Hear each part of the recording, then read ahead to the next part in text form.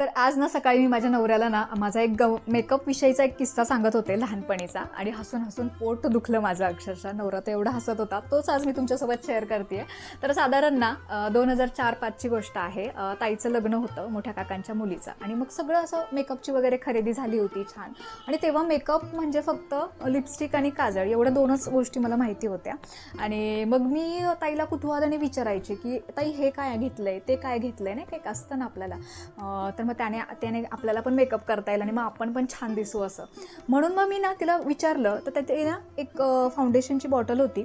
तर मी तिला विचारलं की हे काय आहे, तर तिला ते काही सांगता नाही आलं. ती म्हणे ते लिस्ट होती दिलेली आणि त्यांनी दिलंय मला, हे मला पण नाही सांगता येणार, आता बघू पार्लरवाली वगैरे आल्यानंतर कळेल आपल्याला काय आहे ते. तर म्हटलं नाही अगं ताई, हे ना मुलतानी मातीचं लिक्विड आहे. मी तिला असं एकदम कॉन्फिडन्सली सांगितलं, अगं हे ना मुलतानी मातीचं लिक्विड आहे, ते ना आपण चेहऱ्यावरती लावायचं आणि तो मस्तपैकी ना एक 10-15 मिनिटांनी चेहरा धुवून टाकायचा आणि इतका छान ग्लो येतो ना, एक पण ट्राय करूयात. मग लग्नाच्या 8 दिवस आधीच ना आमची तयारी, रोज ते फाउंडेशन लावायचं मुलतानी मातीचं लिक्विड म्हणून आणि 10-15 मिनिटांनी चेहरा धुवून टाकायचा.